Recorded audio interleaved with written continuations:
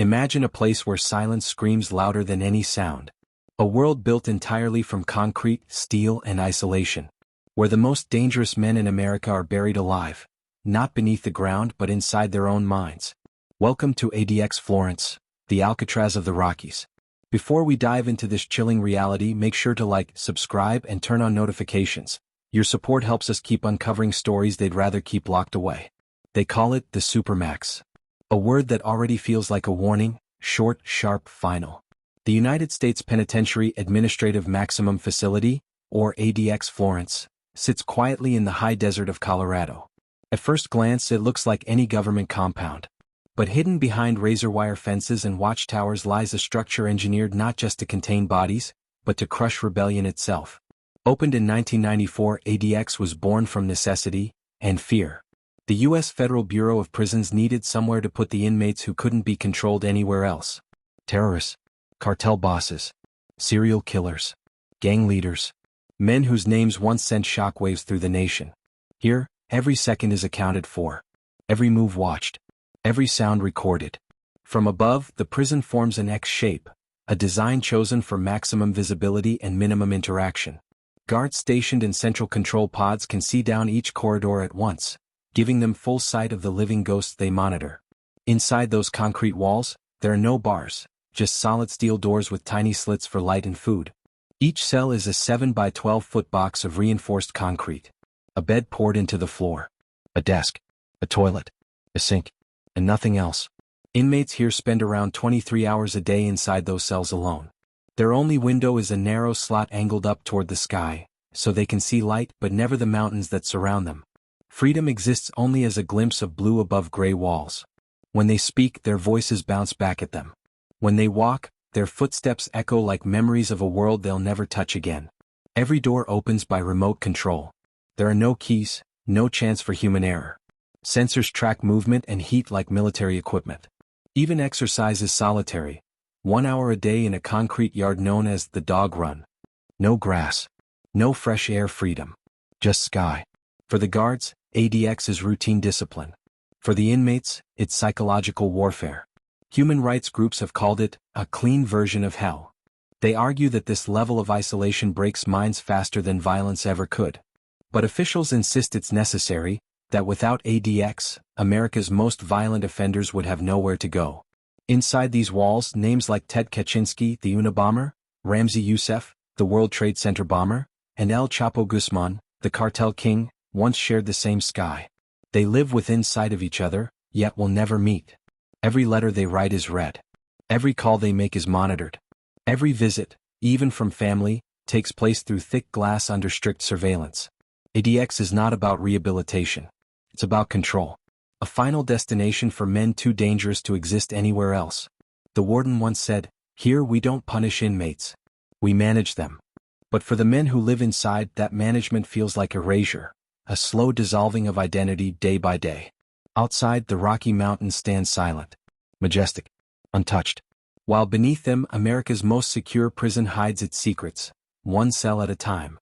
Long before the first inmate arrived, ADX Florence was designed with a single idea in mind: absolute control. Every inch of the prison was calculated. Every wall, every door, every angle was built not just to prevent escape, but to prevent hope. It began in the late 1980s. The Federal Bureau of Prisons was facing a crisis. Violence inside high-security penitentiaries was spiraling. Inmates were stabbing officers, running gangs, and turning regular prisons into war zones. Even Alcatraz, the old island prison, had long been shut down. The government needed something stronger. Something smarter. Something no one could outthink.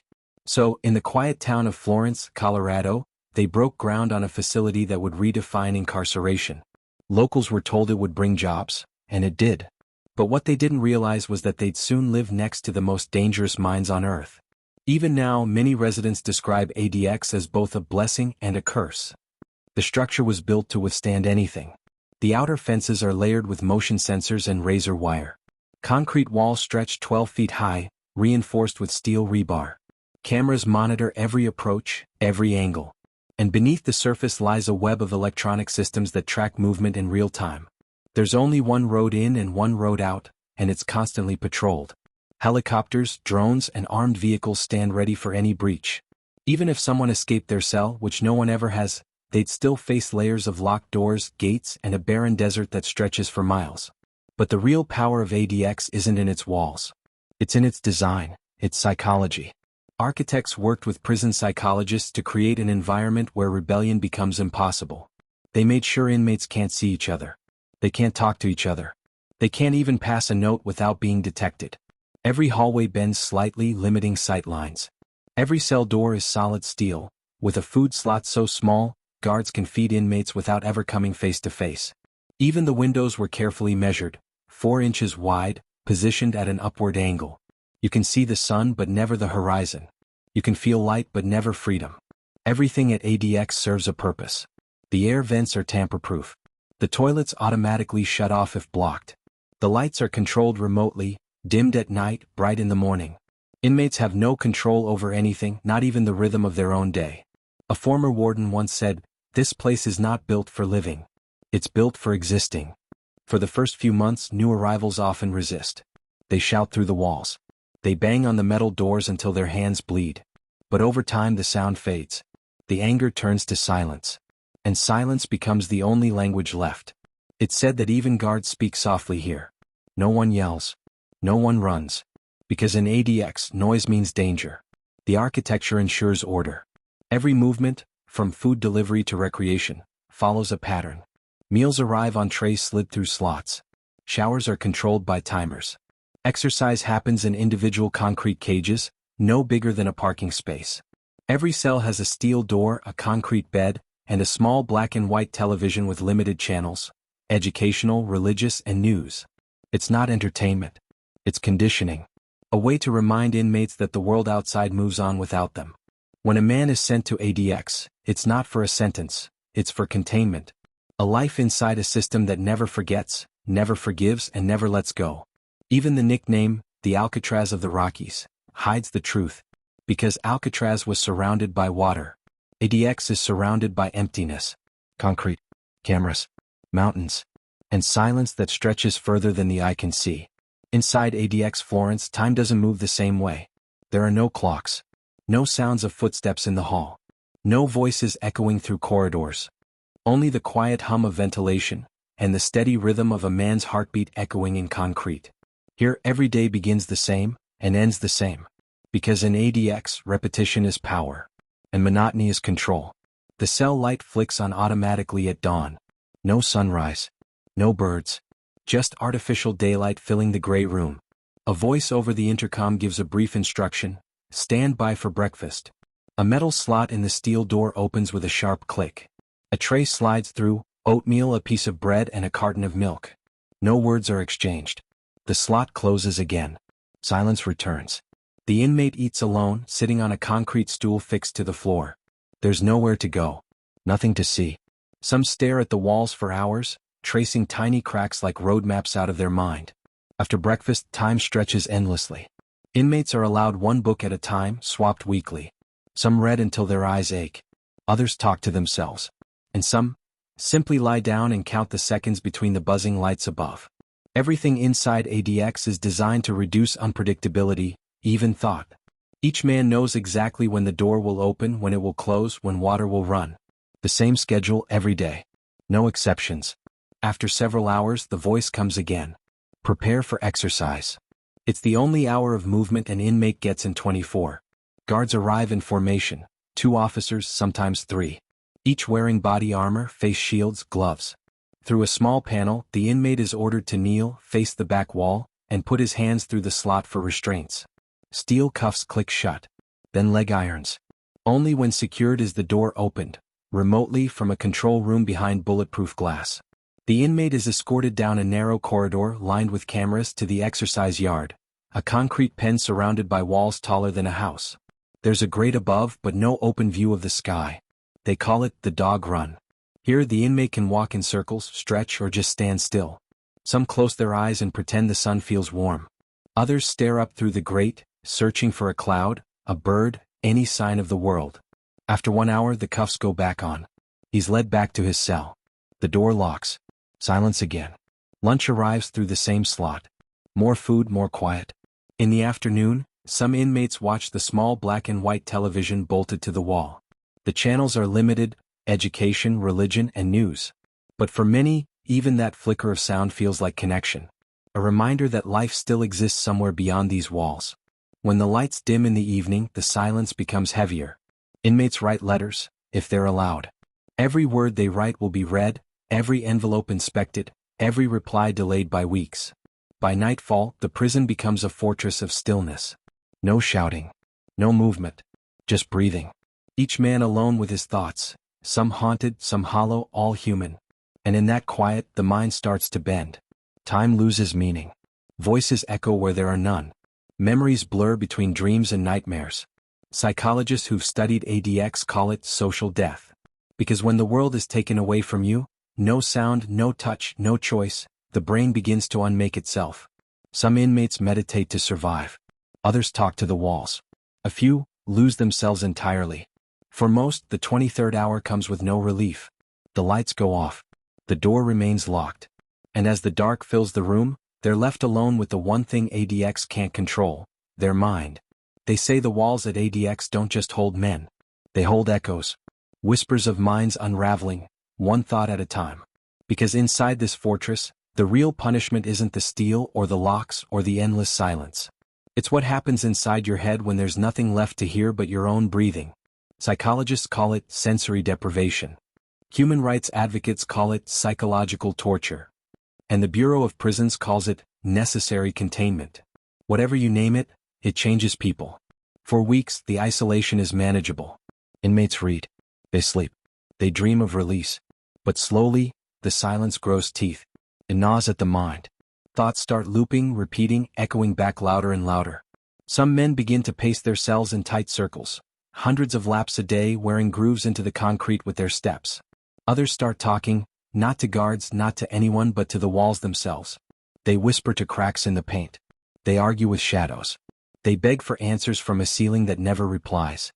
There are stories, real documented stories, of inmates smearing the walls with words written in soap or blood, just to see something that breaks the gray. A few cover their mirrors. Others smash them. Some beg for transfer, even to death row. One former inmate said, "ADX doesn't kill your body. It kills your reflection. You stop recognizing the person you were." In 2015, a federal lawsuit exposed what few outside ever see.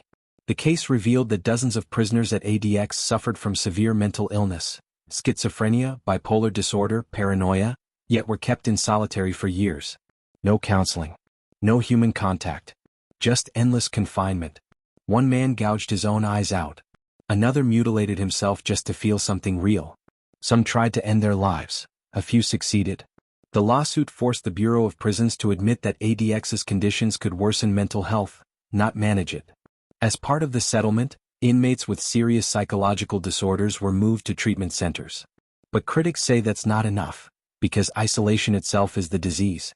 Doctors who've studied former ADX inmates describe the same symptoms: hallucinations, anxiety, memory loss, extreme paranoia, and in many cases, an almost total detachment from reality. Imagine years without touch, without hearing another person's laugh, without anyone saying your name. The brain starts to decay, like muscle left unused. Even strong men who once led armies of gang members or orchestrated massive crimes, crumble under that silence. Some beg for conversation with guards. Others write hundreds of letters they know will never be answered. And some stop speaking altogether. Human rights observers have described ADX as a slow-motion collapse of the human spirit. They compare it to a laboratory for studying loneliness, except the subjects never leave. Officials, however, defend the system. They argue that ADX isn't meant for ordinary criminals. It's for those who tried to kill guards, or who lead violent networks from inside. One warden famously said, "People here earned this." And maybe, in the eyes of the law, they did. But what happens when punishment turns into erasure? When control becomes confinement of the soul? The line between justice and cruelty starts to blur inside these walls. And in the silence of ADX, even that line fades away. As night falls, the building sleeps, if you can call it that. From the outside it looks peaceful. From within it's a quiet storm, 1,000 minds wrestling with ghosts, memories, and the endless hum of air that never stops. No one screams anymore. Because screaming means hope someone might hear you. And here, no one does. There's a strange kind of silence at ADX Florence. Because behind every door is a name the world already knows. Here, fame doesn't earn you respect. It earns you isolation. And the men who once ruled fear now sit alone, surrounded by nothing but walls and memories of what they used to be. Let's start with one of the most infamous names ever to walk through those gates, Joaquin El Chapo Guzmán. The Mexican drug lord who once tunneled his way out of the world's most secure prisons. The man who built an empire on fear, corruption, and billions in drug money. When he arrived at ADX in 2019, officials made it clear there would be no tunnels here. No guards to bribe. No one to talk to.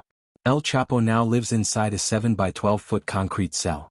His meals are slid through a slot. His phone calls are monitored. His letters screened line by line. He spends 23 hours a day alone. A man who once commanded thousands reduced to silence and steel. Even his hour of exercise takes place in a private cage, surrounded by concrete walls and metal grates. For a man who once ruled mountains of Sinaloa, this is his mountain now. Down another corridor sits Terry Nichols, the Oklahoma City bombing conspirator. He helped Timothy McVeigh build the truck bomb that killed 168 people in 1995. McVeigh was executed. Nichols was sentenced to 161 consecutive life terms, all served right here. He spends his days reading the Bible, writing letters to his family, and praying for forgiveness from a world that will never forget. He's been in solitary for decades. His only companion, the echo of his own guilt. Then there's Ramzi Yousef, the man behind the 1993 World Trade Center bombing. He planned to topple the Twin Towers years before September 11th. Now he's locked deep inside the H unit, the most restrictive part of ADX. His window faces nothing but sky. No view. No sun. Just light and time. Every letter he sends is translated, reviewed, and censored. Every move he makes is tracked by cameras. He once tried to destroy America's skyline. Now he can't even see it. In another wing once lived Ted Kaczynski, the Unabomber. A brilliant mathematician turned domestic terrorist. For 17 years he mailed bombs across the country, killing 3 people and injuring dozens. He lived in isolation long before ADX, in a Montana cabin without electricity. But here the silence was no longer chosen. It was enforced. He spent more than 2 decades inside before taking his own life in 2023. There's also Tsarnaev, the surviving Boston Marathon bomber. Young, soft-spoken, unflinching. He spends his days under the same regime, locked down, unseen, unheard. His world has shrunk to a concrete box and a memory of explosions that still haunt an entire nation. Then there's Richard Reed, known as the shoe bomber. He tried to blow up an airplane using explosives hidden in his shoe. Now his feet barely touch open ground. He walks in chains inside a concrete yard smaller than a motel room. And Zacarias Moussaoui, the so-called 20th hijacker of the 9/11 attacks. He claims he was meant to join the suicide hijackers, but his arrest came too soon. He's been at ADX for years, often writing long, rambling letters to judges and the media. His words desperate, scattered, and echoing off the same walls that have silenced so many before him. Each man in ADX represents a different kind of darkness. Terrorists, cartel kings, killers, spies, all locked under the same roof, yet separated so completely, they might as well exist on different planets. Even the guards say they rarely see faces. Doors open by button. Voices travel through speakers. Contact doesn't exist. In a place like this, hierarchy means nothing. El Chapo is no king. Tsarnaev is no martyr. Yousef is no revolutionary. Here they are numbers, cells, schedules. Some try to stay sane by reading. Others exercise in silence. And some, like Kaczynski, write letters that sound more like confessions of ghosts than men. Every corridor at ADX feels like a museum of human extremes. Each cell, a sealed exhibit of the worst America has ever faced. The difference is these exhibits breathe. For outsiders, it's hard to imagine how men of such power, cunning, and ruthlessness could all be broken by a building. But ADX Florence was designed to do exactly that. Not through violence, but through silence. The ultimate equalizer. People often ask, what kind of man can survive ADX? But there's another question almost no one asks. What kind of person can work there? Every morning before the sun rises over the Colorado desert, a convoy of cars and armored vans rolls toward the fortress. Inside are the keepers, correctional officers, administrators, medical staff. Ordinary people with families, children, morning coffee, and the same quiet fear they never talk about. The first thing they see is the sign. U.S. Penitentiary Administrative Maximum. The next thing is the silence. Even the guards whisper here. They say loud voices disturb the calm, and calm is everything. Before each shift, officers are briefed on security alerts, inmate movements, and behavior reports. Every procedure is written down. Every step must be followed exactly. Because in ADX, one mistake can be deadly, even if no one's holding a weapon. To work here means surrendering part of yourself to the system. No jokes. No shortcuts. No emotion. You don't shake hands with inmates. You don't make small talk. You don't forget that every man behind those doors once earned a place here through blood and violence. Yet, ironically, the biggest danger isn't physical. It's psychological. Many officers describe ADX as a place that slowly drains your empathy. You start by guarding men. Then you start guarding ghosts. Until one day you realize you've become one. A former guard once said, "The building changes you. You stop smiling. You start counting doors. Every click of metal becomes normal. They see things outsiders never will, grown men whispering to walls, screaming into nothing, laughing at invisible conversations. Some guards pity them. Some despise them. Most just stop feeling altogether. Even psychologists at ADX walk a thin line. They perform weekly mental health rounds, short, structured check-ins shouted through cell doors. They ask questions like, "How are you sleeping? Any thoughts of self-harm? Do you need medication?" The answers are often the same. "I'm fine." Or silence. But beneath that silence, they can see the truth, the far-off stare, the trembling hands, the monotone voices of men whose minds are slipping away. There's a reason ADX has one of the highest staff turnover rates in the federal system. It's not because of danger. It's because of weight. The emotional weight of watching human beings disintegrate in slow motion. Knowing your job is to keep them alive, not to help them heal. After work, many officers drive back to the small town of Florence, a quiet community of families, diners, and gas stations. But the prison never leaves them. Some wake up at night hearing doors slam in their dreams. Others isolate themselves just like the men they guard. Marriages crumble. Sleep fades. And empathy becomes a risk. One retired lieutenant described it like this. At ADX you start to believe that silence is safety. But silence can eat you alive too. The Bureau of Prisons provides counseling for staff, but few use it. In a culture built on control, admitting emotional strain feels like weakness. So they keep showing up. 5 days a week. Same walls. Same doors. Same routine. And somewhere inside those walls, both sides, inmate and guard, live trapped in the same paradox. One wears the uniform. The other the chains. But both serve the same sentence. A life in confinement. Because no one truly walks out of ADX unchanged. Not even the people who hold the keys. For years, ADX Florence was hidden behind silence, a fortress that spoke only through the hum of its walls. But over time, the outside world began to listen. Reports leaked. Letters from inmates surfaced. Lawsuits were filed. And for the first time, the U.S. government was forced to answer an uncomfortable question. What does justice look like when punishment becomes isolation? In the late 1990s, ADX was considered a success. Violence inside other federal prisons dropped. Gang leaders lost their reach. And the Supermax model began spreading, from California to Illinois and beyond. But then came the stories. Stories of men losing their minds. Stories of guards haunted by silence. Stories of families who hadn't seen a loved one's face in 20 years. Human rights groups called it cruel and unusual punishment. Journalists called it a place beyond redemption. Even former wardens began to question if the system had gone too far. The turning point came in 2012, when a group of inmates filed a historic class action lawsuit. They described conditions that pushed them to self-harm and insanity. One man said he begged for help through the steel door, only to be ignored until he hurt himself, just to be noticed. In 2015, the case settled quietly. The Bureau of Prisons agreed to improve mental health screening, relocate severely ill inmates, and offer limited social programs. Small steps. But inside a place built on stillness, even small steps echo loudly. Still, critics argue that true reform is impossible in a place designed to erase interaction. You can repaint a wall, they say, but you can't repaint silence. Today, ADX Florence still stands, a clean geometric shape under the Colorado sky. Its structure hasn't changed much, but its story has. Because now, people see it for what it truly is, not just a prison but a mirror. A mirror reflecting how far a nation will go to control fear. And how easily control can become confinement, not just for the guilty but for the conscience of a society itself. Even now, hundreds of men remain inside those concrete boxes. Some will die there.